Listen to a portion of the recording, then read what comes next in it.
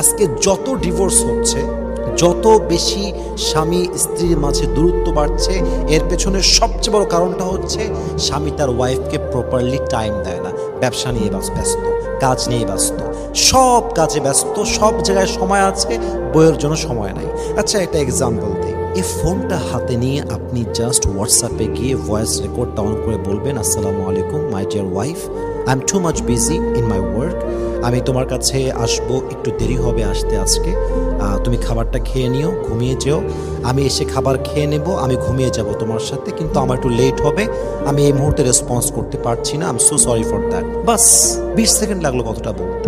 এই কথা বলার টাইম নাই, সারাটা দিন চলে যায়, একটা রিপ্লাই করবে তো দূরে কথা, মেসেজটা সিনও করে না। কারণ কি? আপনার ভেতরে আপনার ওয়াইফের জন্য সেই মায়াটা নেই, সে ভালোবাসা নেই। That is the reality. এখন কেউ যদি বলে না আমি অনেক ব্যস্ত, আমার না এত কাজ, আমার না সময়ই নাই, এটা মিথ্যা কথা।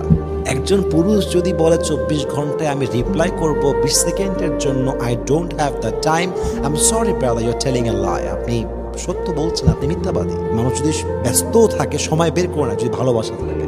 আর যদি ভালোবাসা না থাকে, হাজার সময় থাকলেও সময়টা আসলে বের হয় না।